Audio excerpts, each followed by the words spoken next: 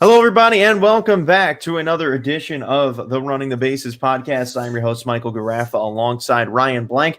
It's just Ryan and I today. We are going to be having ourselves a good day today, and I'm excited for it. We've got a lot to cover. Unfortunately, Nick and Marco couldn't be joining us tonight, but we are really excited for today's show. We've got a lot to talk about. We've got news, and as promised last week, we have the power rankings updated, and this show, as you can tell by the title, we are going to be discussing our all-star teams for this year.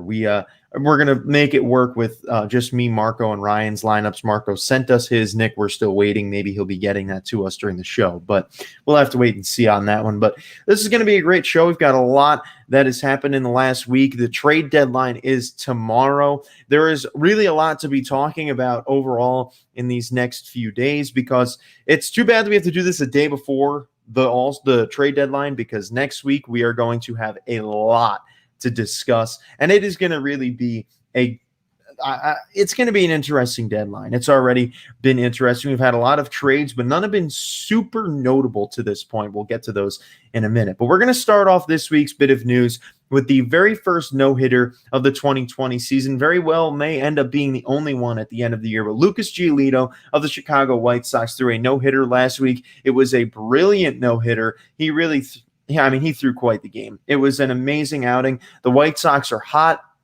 I haven't seen the White Sox this hot in a very long time. Giolito, the core to that rotation, was able to really pull out a big game, the biggest game of his career. This is a kid who 2 years ago had the highest ERA in Major League Baseball and now comes in and throws such an amazing game. It was for me watching that, it was an amazing moment. I was watching the Mets game, and I decided to put this game on instead, and I was so happy. I started screaming when he got the no-hitter because, no-hitters are one of those things in baseball that most people can rally behind and get excited about. So I think it was a really great moment. Ryan, what do you think about it? Giolito pitched fantastic. I think the one thing, when looking back at it, I think the one thing that if he's upset about anything, he had one walk, and he pitched incredible. 13 strikeouts. He looked really good. I've always thought that he was going to be a star.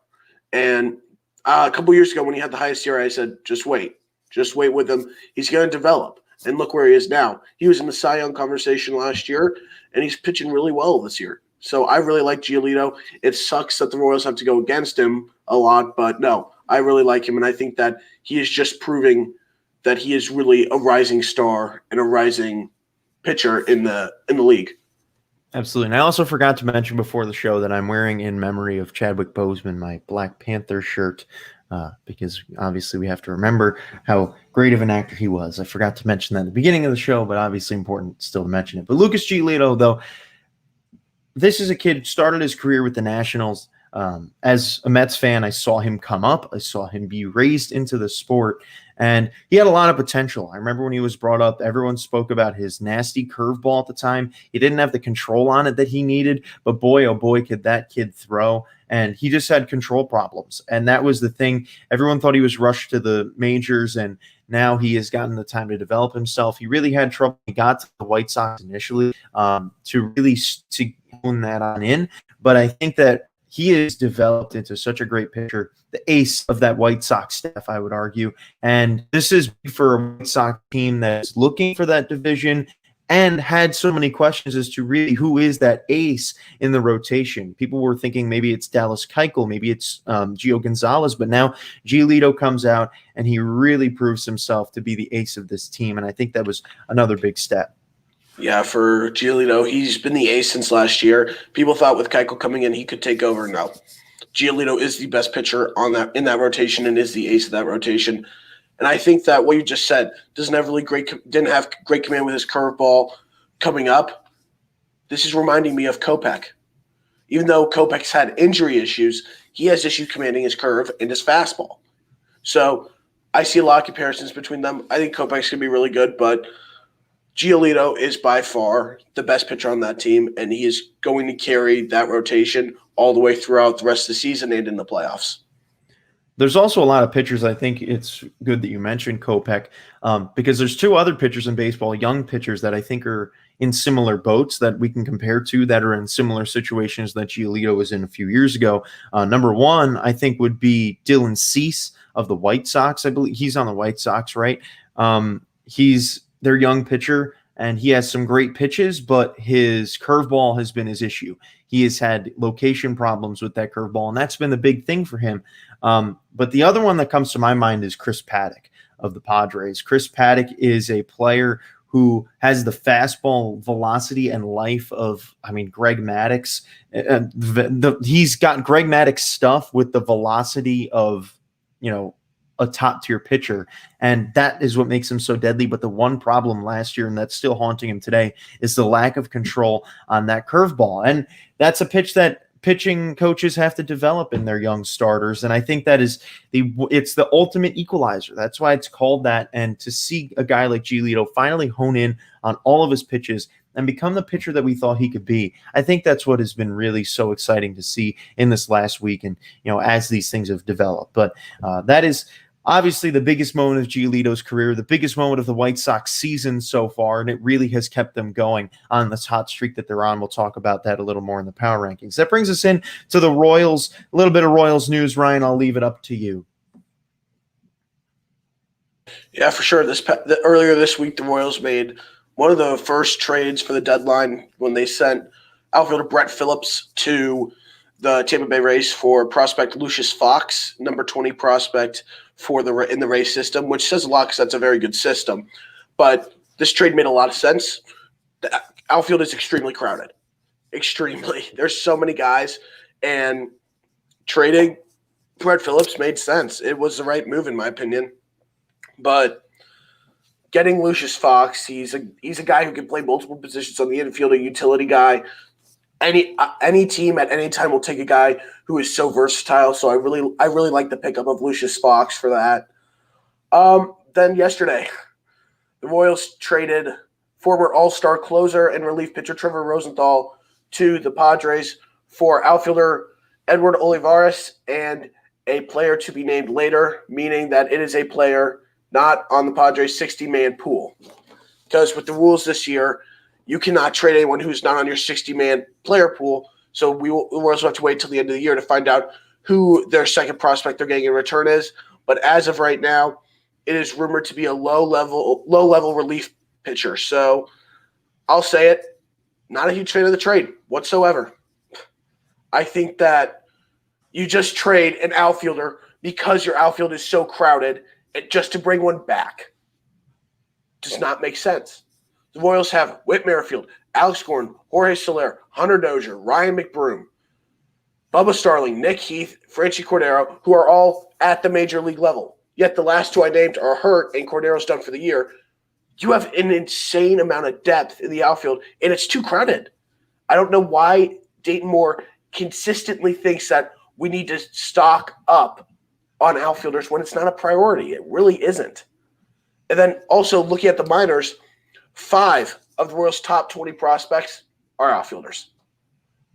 It just doesn't make sense to me that Dayton Moore consistently looks to bring in outfielders when the need is pitching.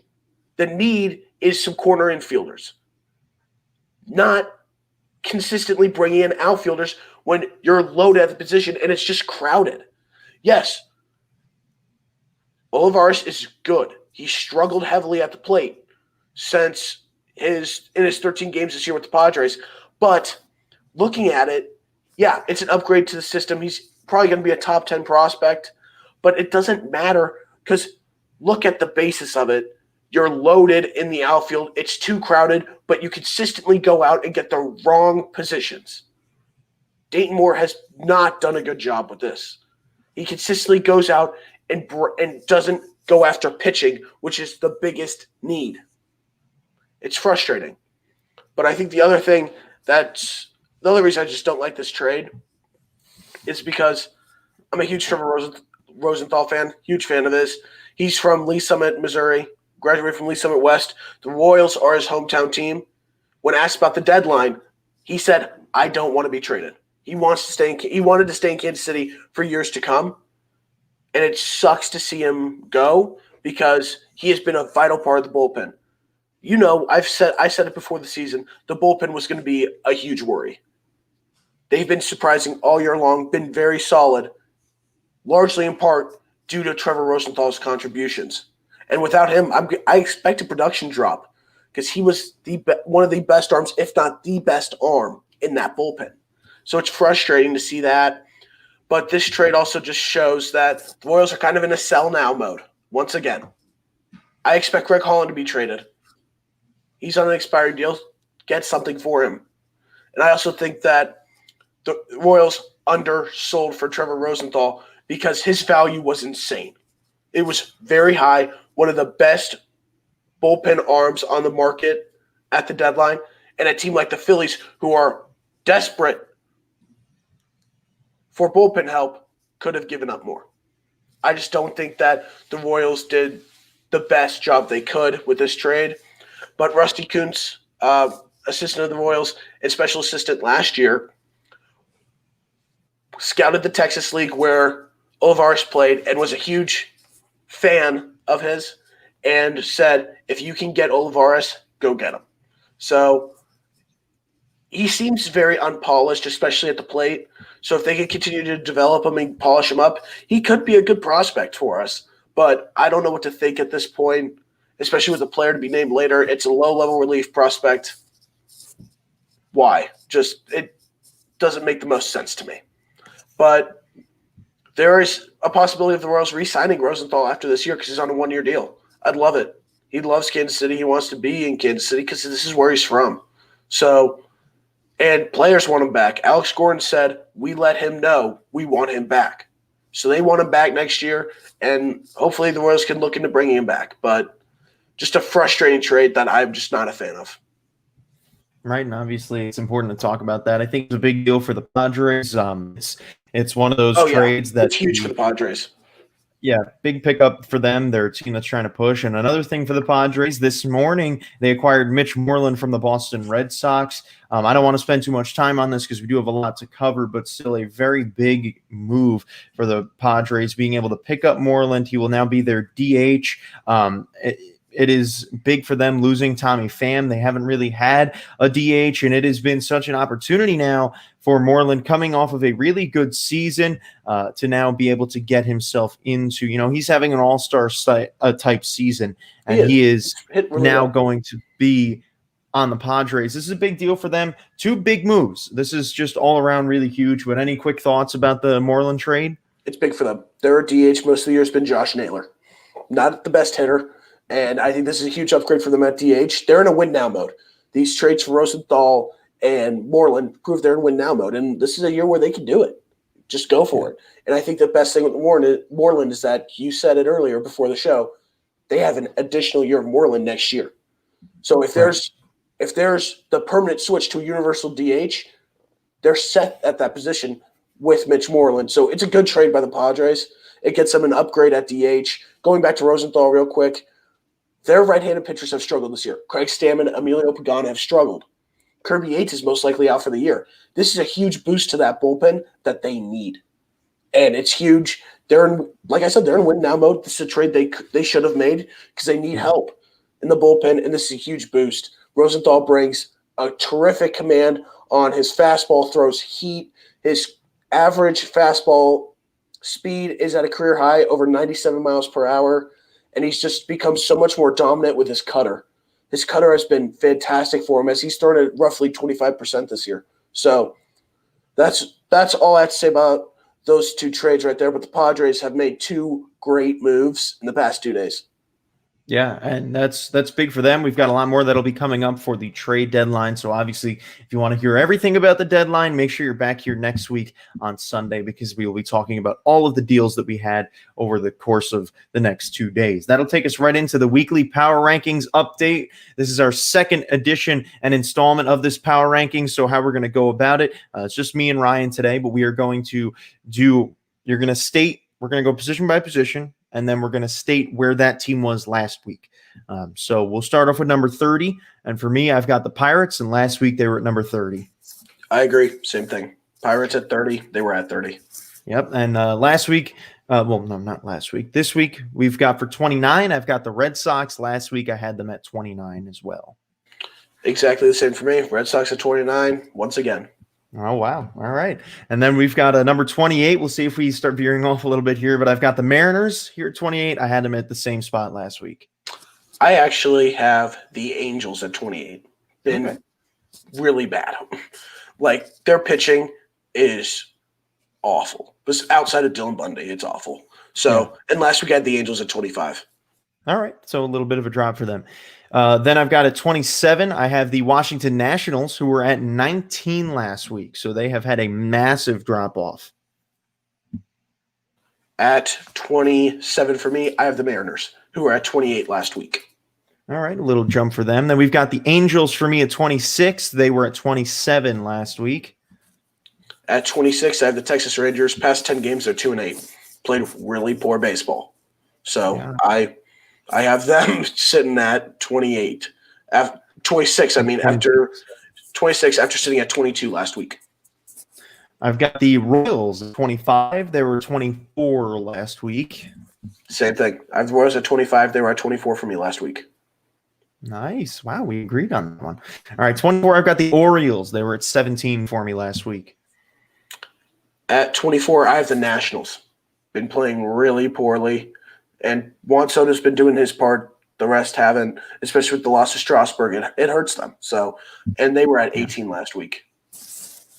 Now, for me, I have my biggest drop right here in the 23 spot of 11 spots. They were in the 12 spot last week. I have the Arizona Diamondbacks. They had a stretch where they lost, I believe, 8 in a row over this week. It was a terrible week for them. They have been on such a slide. They have basically lost all momentum. I actually have the largest drop as well. They were ranked 9 last week. Now at 23, the Diamondbacks. 1-9 in their past 10 games. 1-9 in their past 10 games.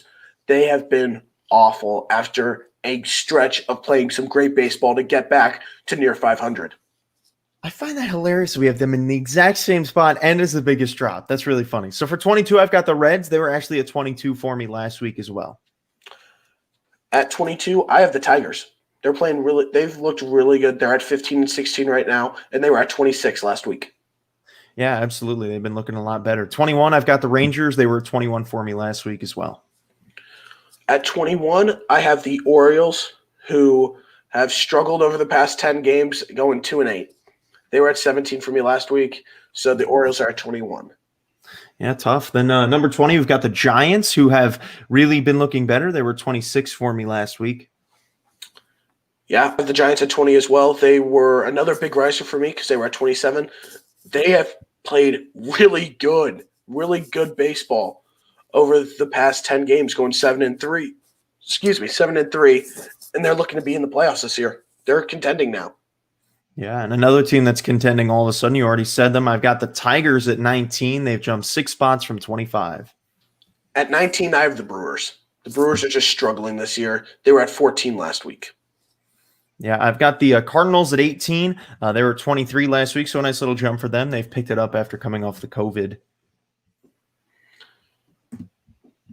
At 18, I have the Cardinals as well. But they were at 20 for me last week, so they got a little bit of a jump. Yeah, wow, we agree on a lot more than I thought. Number 17, I've got the Marlins. They were at 18 for me last week. I have the Reds at 17 after being 15 last week. I have a feeling we might have this one the same. It's possible. I've got the Mets at number 16. I had them at 20 last week. Wow. At number 16, I have the Phillies, and the Phillies were 16 for me last week. Interesting. So you've got the Mets a little higher. I appreciate the respect. At 15, I've got the Brewers. I had them in the exact same spot last week. I have the Rockies at 15. They're starting to slip, and it's not looking good for them. So, and they were at 11 for me last week. That's a very interesting one. This one I think is the most interesting for me. They are leading their division, but right now I've got the Cubs at 14th. They were in 6th last week. It's a big drop, but they're still pretty hot. So the teams over them are doing a little better.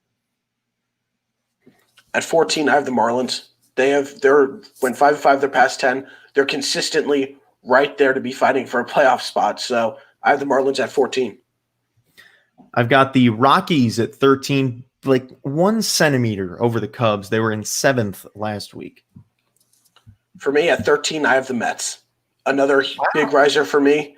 They were 21 for me last week. They're at 13 now. They're starting to play really well. They're heating up, and they're fighting to get into a playoff spot. They're 6-4 in their past 10 games. They're really impressing. All right, I'll take it. Number 12, I've got the Phillies. They actually had a 2-spot jump for me over the last week from 14. At 12, I have the Cubs after being at 6 last week. Wow. In number 11, I have my second biggest drop. This one might come as a surprise, but I've got the Yankees in number 11. They were in number 2 last week. For me, I have my farthest rise up at 11 right now, and that's the Toronto Blue Jays. Blue Jays have been playing really well, and they've been playing well without Bo Bichette, arguably their best player. So they're playing really well.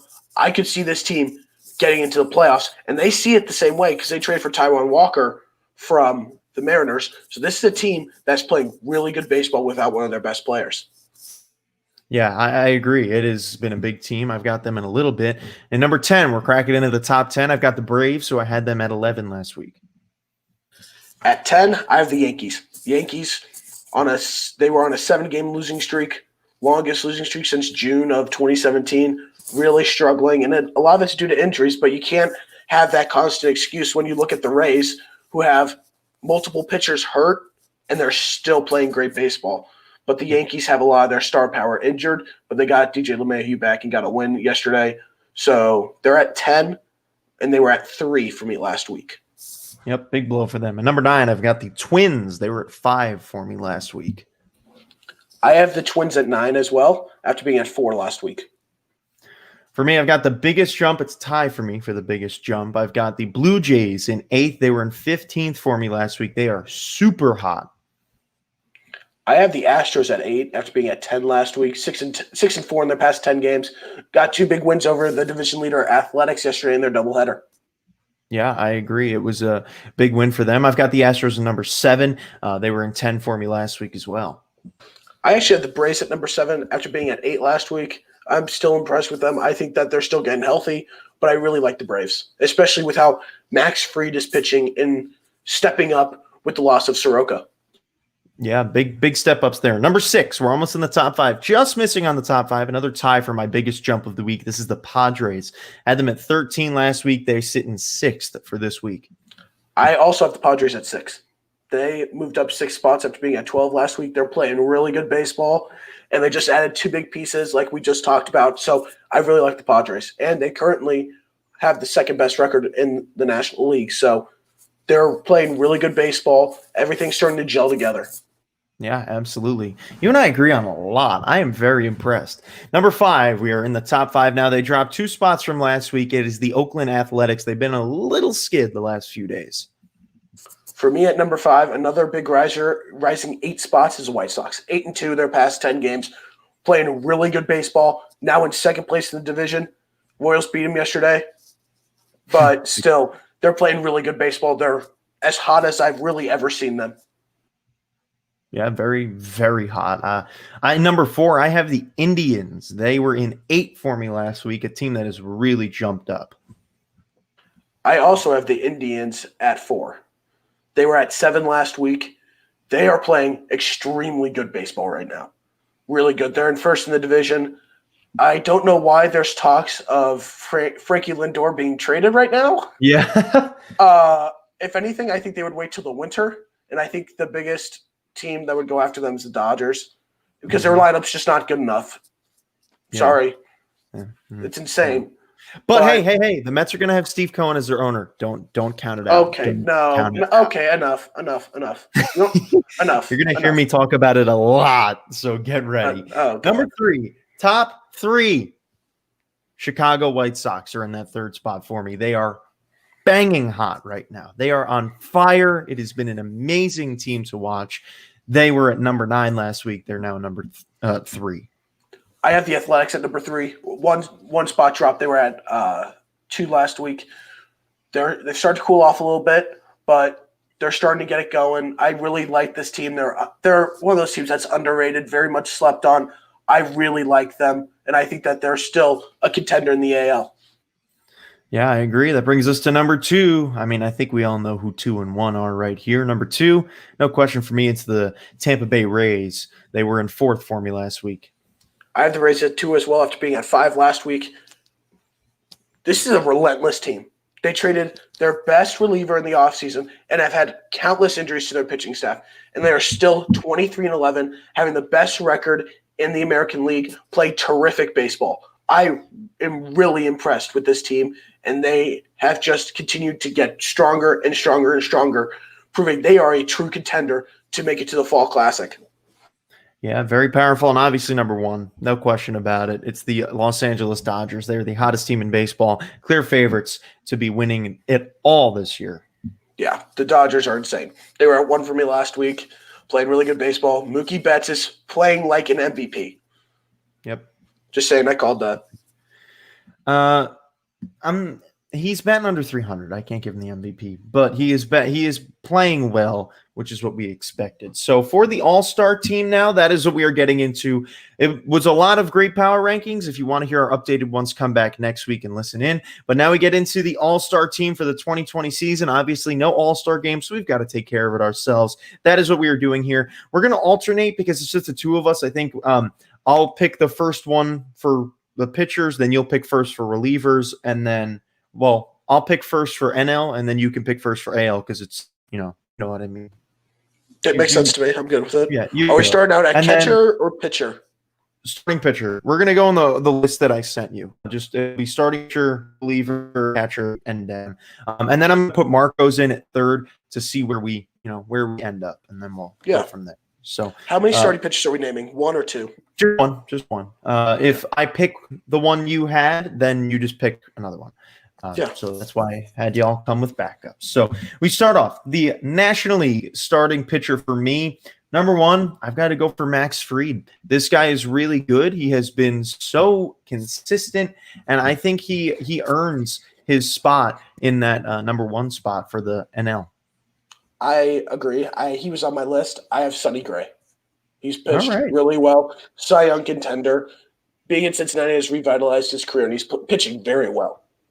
Oh, yeah, I completely agree. And then Marco had Trevor Bauer at number 1. So that means that our 3 – Marco, that's good. I like that pick by Marco. Those 3 were on my list. Oh, yeah, I had a DeGrom and Kershaw. Kershaw's having a very underrated year. He's got a 0.8 whip and a 1.96 ERA. Oh, Kershaw's pitching really well. I actually had 5 on my list, and it was DeGrom and Kershaw. Yeah, I had 4, and I had DeGrom and Kershaw at 3 and 4. So that means that our starting pitchers in the National League, we've got Max Fried, Sonny Gray, and Trevor Bauer. AL side, Ryan, you take it away. For my AL starting pitcher, I think it's super simple, very easy. Shane Bieber. Insane. Cy Young favorite, pitching extremely well this year. I don't think there's much else to be said. Yeah, I completely agree, and that is going to bring me to my pick. That is Lance Lynn. He has had such a fantastic season. I think he's the other one that you really cannot argue. And then for the last spot, I really disagree with Marco on this one, but he's got Garrett Cole. I don't think Cole deserves it. I think I think Zach Greinke and Randy Dobnak both deserve it more. But I have Kenta Maeda. I think Maeda is a close one too. I think Maeda deserves it more than Cole as well. But it is Marco's pick, so. Our 3 starting pitchers in the American League are Shane Bieber, Lance Lynn, and Garrett Cole. All 3 of those guys having good years. Cole's just the one I'm a little confused about. We go to the reliever on the National League side. And it's not like Cole's having a bad year. It's just not Garrett Cole standards, Exactly. Yeah, he's got a 4 ERA. Whip is good, but it's just not where it needs to be. Yeah. So reliever on the National League side for number 1, I've got to go for Kenley Jansen. He's had a phenomenal season, and I don't think there's any question for me. He has been the top guy. You took my top guy. I think Shane Green. Everyone's. I have Shane Green. Wow. He has a .59 ERA. He's pitching really well. I didn't even see him on there. I don't even have him on here. So Shane Green has been terrific. .59 ERA this year, I think 15 innings or so, 14 and a third, somewhere around there. But can we just talk about this for a sec on how insane the Dodgers bullpen is? Yeah. They've got Caleb Ferguson, Dylan Floro, Blake Trinan, and Kenley Jansen, all under 2 ERAs. Floro and Ferguson are under 1 ERAs. Yeah. Their bullpen is insane. They are very good. They're the best team in the league by far. Yeah, no question. And Marco's got Dylan Floro as his third reliever spot. So that gives us Kenley Jansen, Shane Green, and Dylan Floro. 2 Dodgers are in the bullpen on the National League side. That brings us to the AL. You are up.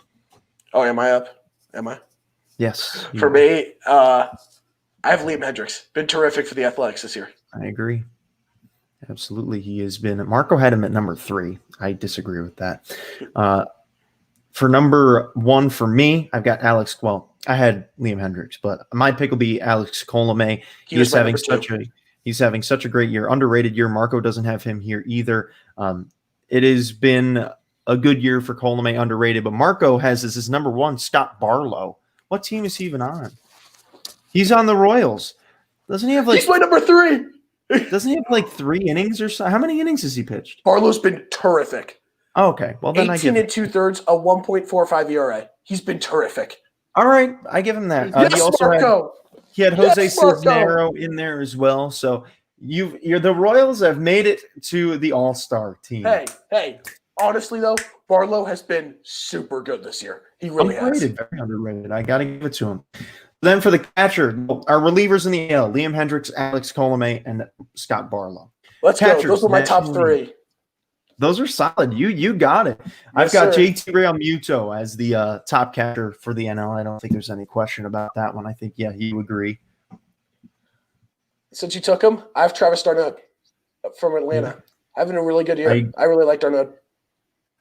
Marco had the top 3 picks I had, so he's got Jacob Stallings in third, the catcher for the Pirates. Those were my top. Those were my top guys. Yep. So we all agreed. Our top 3 were exactly the same for all of us. Oh yeah, for sure.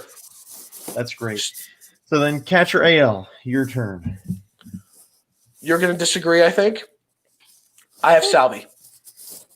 I think Salvi has been really good this year, especially at the plate. Still one of the league's top defensive catchers. I really like Salvi. I've got up there. I mean, that puts him in there though. That's impressive. I had him in there. I don't know if you've gotten in necessarily if you can pick him. We've got Pedro Severino. For me, he is my pick to be the top of that catcher. Number 2. And then Marco has Austin Nola. So that's my Austin number 3. Nola. We've got Salvador Perez, Pedro Severino, and Austin Nola. Those are our 3 American League catchers. Those were my top 3. These are underrated players right here. Yeah. Man. These are. I mean, those 3 are not. I mean, Perez, yes, but the other 2 are not household names. So, but also you have Perez. You also have Perez coming off of Tommy John surgery. So. Yes, absolutely.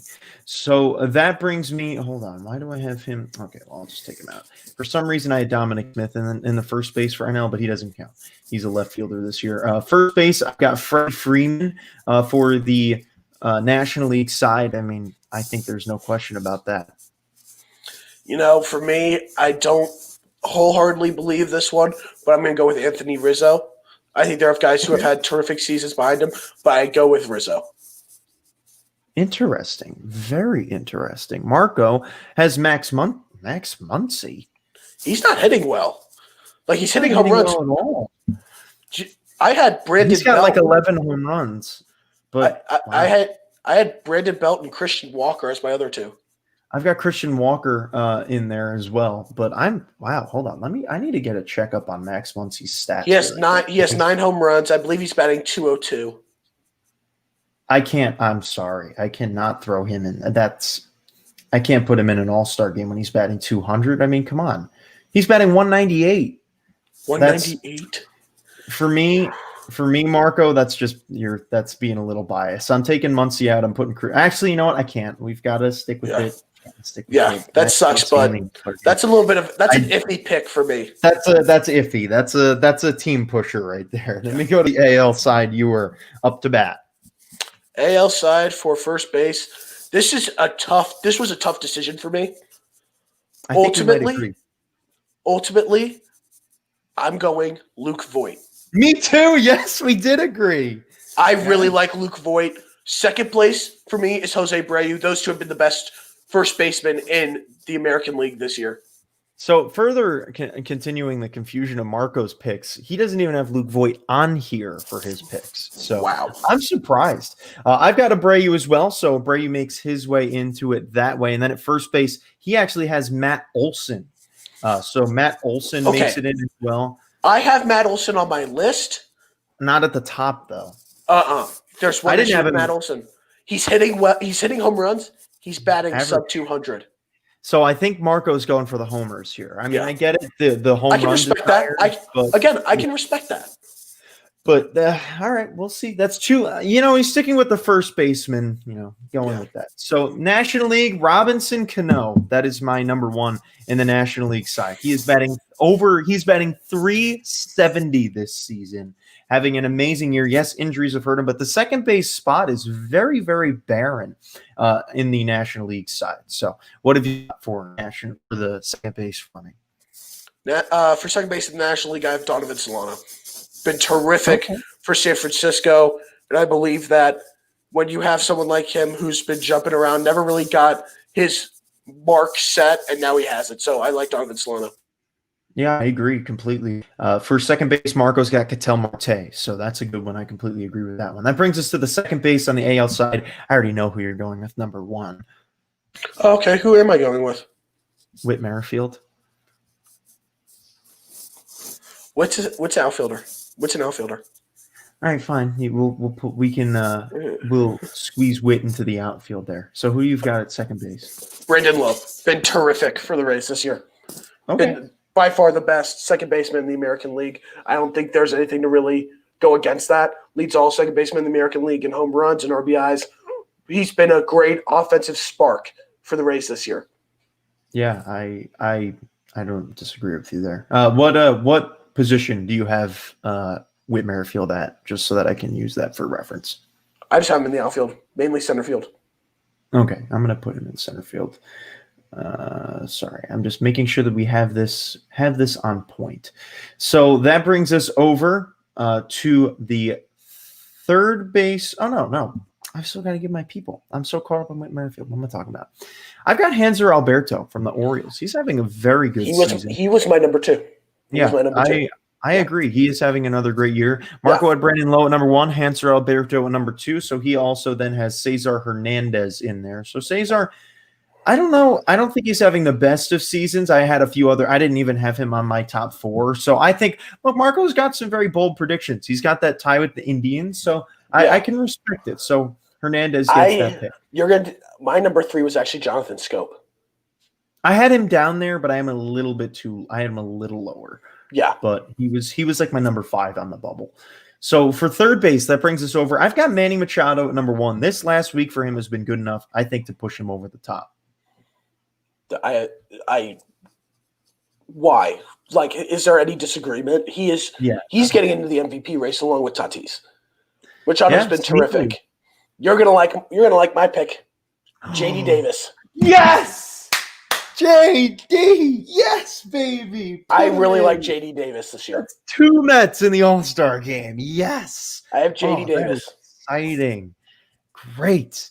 Well, Marco has Eugenio Suarez, who is also a sub-200 guy with many home runs, which is also interesting. And then the other weirder thing, he's got Turner behind him. I'm not surprised about Justin Turner. I'm not surprised Turner's about not playing bad. He's hitting, I think, 280s. Yeah.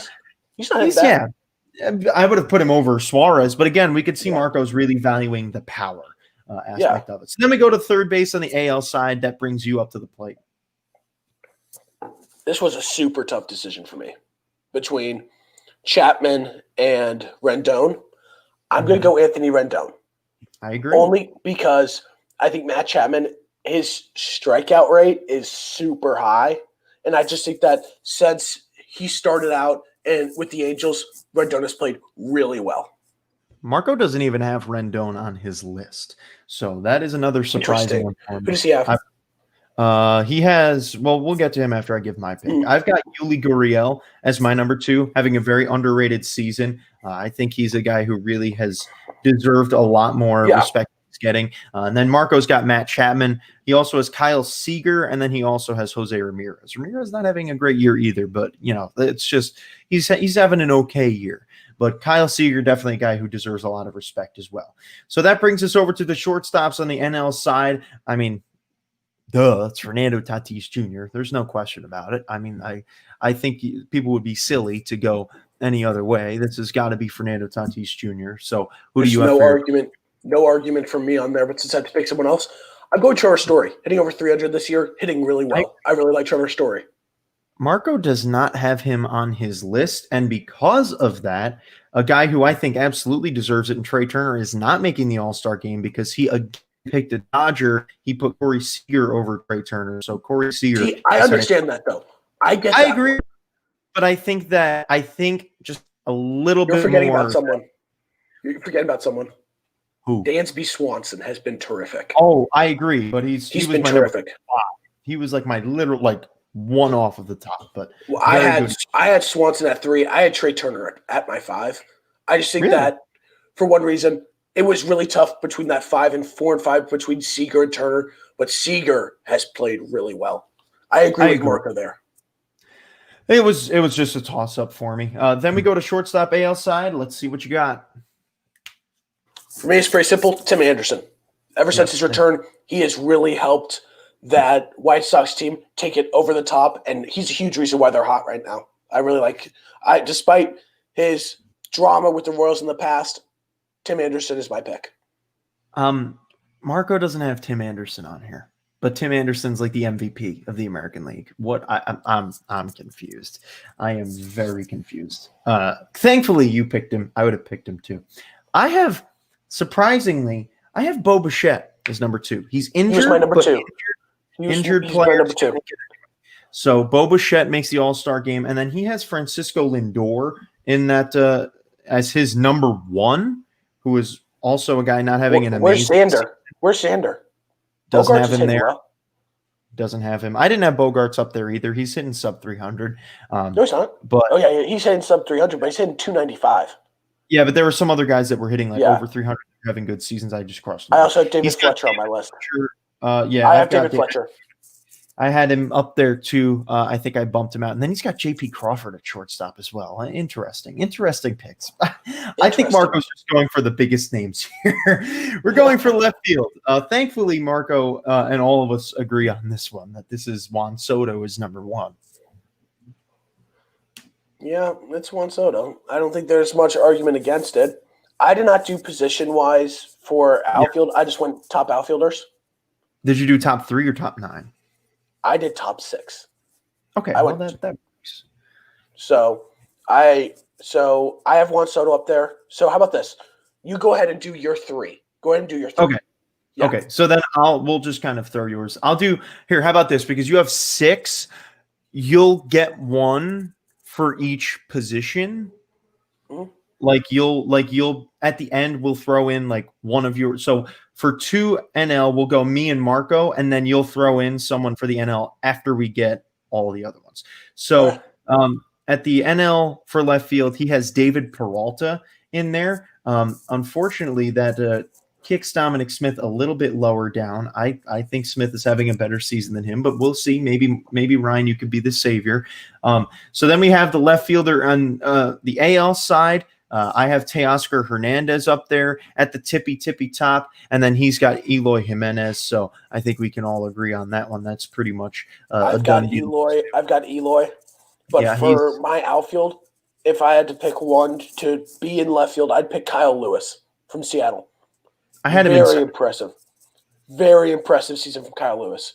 For me, in center field, it's obvious. Well, yeah, that's because you've got Witt. No, I don't have Witt. Who do you have in center? Mike Trout. Mike Trout's batting 266. Dude, you're kidding, right? No, he's batting 266. I have Trout. I don't even have him on here. He's got 11 home runs, but he's batting 266. 12, 12 home runs. He's got 12. Okay, he had one yesterday. Yeah, he had one yesterday. But still, I'm sorry. Also, I also count a lot for his defense too. He's a great defender. So I agree. I love Mike Trout, but I think that I've got. We'll get to him in a minute because we've got center field on the NL side. Actually, we'll tackle AL. Why not? Yeah. I've got Whit Merrifield and Kyle Lewis ahead of him, and then I've got Randall Grichuk and Manuel Margot, who are both having really underrated seasons. My right fielder for the AL would go to Witt. Okay. Because so then we'll just leave him in center field, and then you could just get someone else. So center field on the NL side of things, we have no question for me, Charlie Blackmon, and then Marco has for the NL. He's got Cody Bellinger up there. Come on now, he's got Cody Bellinger. Okay, I disagree with both of you. He's got Mookie and Wright. Okay, I have Mookie up there. My center field, Mike Yastrzemski. Mike Yastrzemski's a right fielder. I count him in center. For this one. Where do I have it? Why is he not on the top of my thing? Hold on. I think I took him off by accident. But I agree. He's having an amazing year. Yeah, he really is. I think Just so I know, are we counting Nick Castellanos as a DH or as no? We're not doing DH. Yeah, you did. It's okay. Look, Marco's got some interesting picks. I would love to hear his reasoning behind them. I think we see a lot of Dodger picks, which is to be expected. But with Bellinger up there, that gives Bellinger the spot. I'm going to leave. Here, we'll do this. I'm going to take out. I'll put Mookie Betts in right. I agree with that. I'm going to leave in center field. I'm going to put there Cody Bellinger then, because he has Bellinger. So then we'll get your stuff after. So we got center field, they're all done. And then right field on the NL, I've got Michael Conforto. I think he's definitely got to be it for me. And then Marco is Mookie Betts. So again, keep in mind, you've got Castellanos and Yastrzemski still you can talk about. You can throw them in as well. You've got a very important pick here that you'll be able to do. With right field's tough for me because I actually have 4 guys who I've been debating. Let me tell you the 4. Okay. Yeah. Castellanos. Okay. Charlie Blackmon. Okay. Yastrzemski, because he's usually in that right field spot. Yeah. And Bryce Harper. Yeah, I agree. I completely agree. This is a very tough decision for me. All these guys are on my list. This would be an all-star game where we would probably see like less infielders, more outfielders, because infielders are really struggling. Right field. Oh, we'll get it. Well, I'm going to get all of your picks in one shot. We'll not decide now. Yeah, because we got to get a tough pick. If I had to choose, I'd probably go Mookie. Mookie's turned it around. Oh yeah. Well, thankfully we already have him there, so we'll be able to get him. But if I had to choose otherwise, Blackmon. Okay. Well, we've already got Blackmon in there too in the center field. So then Yastrzemski. We'll get there, Ryan. That's my pick. I will ask you again. You will confirm. Right field AL. I got Franmil Reyes up there in my number 1. Marco's got Aaron Judge number 2. Some really good players in right field. I think there's no question about it. So that brings us to you. I'm going to say something. Yes. Franmil's mainly been DH. Yeah, well, like I said, we've got no. You're forgetting one guy who I really like, Anthony Santander from Baltimore. Oh, I had him as 5. He's on my list. He's having a solid season. The Orioles are having some sneakily good offensive seasons. So we're gonna go circle back to left field for you. So you now have 3 picks in the NL. You can pick. You'll be able to assign 1 to left, 1 to center, and 1 to right. You don't have to do them all in that position, but I'll just give you the guys that we've got right now. In left field, we have Juan Soto and David Peralta. In center field, we have Charlie Blackmon and Cody Bellinger. And in right field, we have Michael Conforto and Mookie Betts. So that leaves the floor to you. We've got a lot of great players for 3 spots. Left field. It doesn't have to be a left fielder. It's just going to be someone. Outfielders really can play anywhere. I'm having trouble with this one. But I'm going to go Castellanos. Wow. All right. I'm going to go Castellanos. Center field. I said it already. I'm going to go Yastrzemski. Okay. And then right field, I got Bryce Harper. All right. So that wraps it up. That is a very, very solid outfield for the NL. I said American and then AL. So that brings us to. Should we go back over to make sure everyone understands our American League outfield? I know we kind of got confused. Oh, yeah, I was going to. So left field on the AL side, we've got Teoscar Hernandez and Eloy Jimenez. Center field, we have Whit Merrifield and Kyle Lewis, 2 very underrated players. And then right field, we have Franmil Reyes and Aaron Judge. So Again, 3 spots, many players to pick from. Let's hear what you got. Left field, I go Kyle Lewis. Well, he's already been picked. Okay. Do you need me to left read? field? Left field. Did you say Teoscar Hernandez? I did. He's starting left fielder. Oh my lord, this is tough. Let me read it over.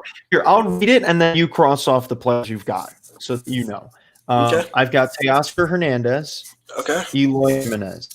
They're both in left. Center, we've got Witt and Kyle Lewis. And then right, we have Franmil Reyes and Aaron Judge. So back to left field. Wow. My top left field picks are gone. Well, yes. Let me think. This one's super tough. I agree. Wow. Can I go to right first? Yes, you can. Absolutely. So for right field, I'm going to go Anthony Santander of Baltimore. I really like him. Center field, I know that you personally don't like it, but I personally am going with Mike Trout. I think Mike Trout. I just think that there are others that could have gotten it. Yeah, I like Mike Trout though. Mike Trout's been really solid. Oh, this is tough. Left field. I might. God, I don't want to reward him. I don't want to reward an Astro. I don't want to reward an Astro. I'm being serious. On. They normally have one of every team in there. We also don't have a Tiger in here. I want to point that out. Okay, you're gonna hate this pick. I'm going Alex Verdugo.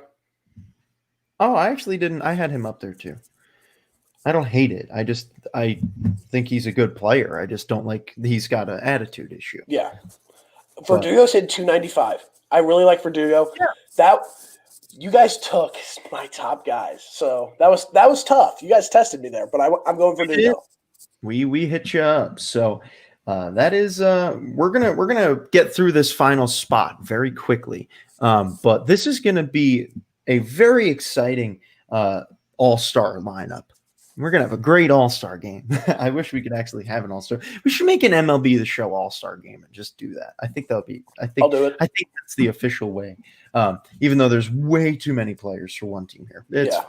So, great all-star team. I think we should keep this for next year and then take a peek next year, see, or at the end of the year, see how people played out. So, upcoming week predictions for our teams, we're genuinely just going to say where they're going to end up. I think in this week, Mets are going to go 5-3. Got some games in there that I think they can win. It's going to be close, either 4-4 or 5-3. Oh boy. Are we going for the next how many days? Until Sunday. Until Sunday? To Sunday, not including Sunday. Not including today? Including today, not including next Sunday. Oh God. Oh. 2-5. Royals 2-5. For one reason. They're going against their next 7 games. Finish up with the White Sox today. Indians, White Sox again.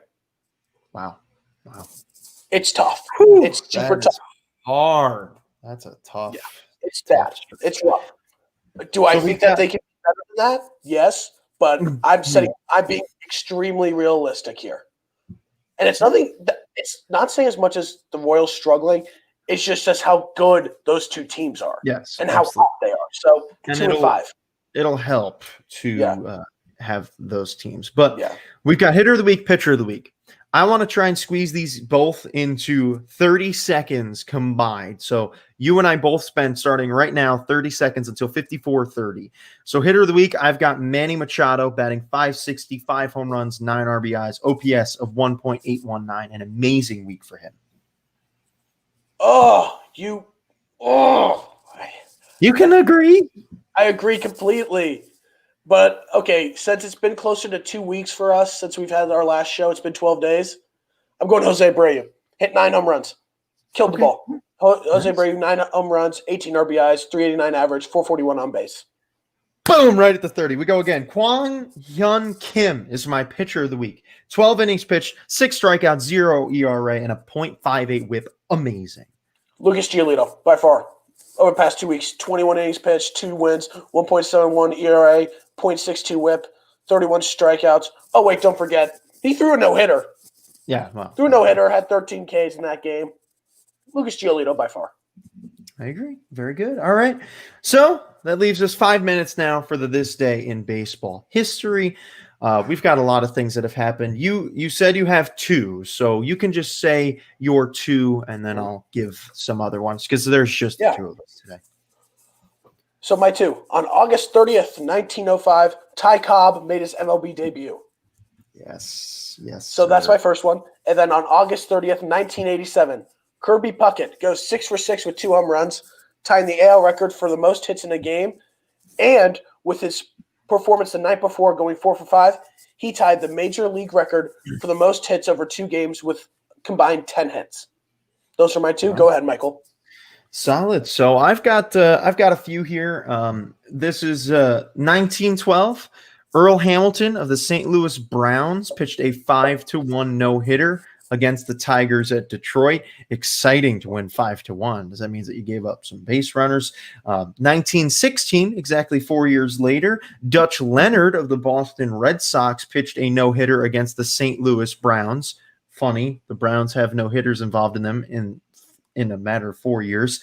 So that's another cool one. And then in 1984, in a 9-3 win over the Twins, Red Sox slugger Jim Rice grounds into his 33rd double play of the season to break the major league record set by Jackie Jensen back in 1954. By the season's end, Rice extended his record to 36 double plays. Do the math. That is 72 outs recorded in just 36 plays from Jim Rice. That is tough. That is a very tough line. This kind of reminds me of Alberto Mondesi this year. When the Royals lost to the White Sox two nights ago. By himself, he stranded 8 runners. Ooh. Hey, Ali Sanchez was kind of similar. He stranded, I think he stranded 5 runners and 2 at-bats in his major league debut, which was tough. He had bases loaded and then 2 men on, and he struck out and then popped out. So that was tough. It's been a good week in baseball, though. It's been a really great show. We had a lot of fun today. I mean, this was a good one, just you and I. The all-star teams were great. It's been such an awesome all-star. Y'all tested me. Y'all tested me on the outfield. Tested my baseball knowledge, but I got you guys. Before we leave, source confirms the Orioles are trading Michael Givens to the Rockies. Interesting. That hurts the Orioles a little bit. So that's a good trade for the Rockies. They need arms. They need bullpen help. That's a good trade for them. I agree. So next week's show is going to be a little different. Obviously, keep in mind we will be talking about the power rankings and how our teams did, but our buddy of the show, Brent, is going to be writing the show for us next week. He's got some tips for me for how we can, get this show in a little bit of a different way so that we can be a little bit more unique from other types of podcasts. So he's going to be writing that. So make sure you're coming in next week if you want to see how that show is going to work out. I think it's going to be a lot of fun. Hopefully the 4 of us will be all back together next week. It's obviously tough when we are not all here together at the same time, but we are really happy about it. Thank you, everybody, for listening and watching. We will see you guys all next week. Peace and enjoy the trade deadline.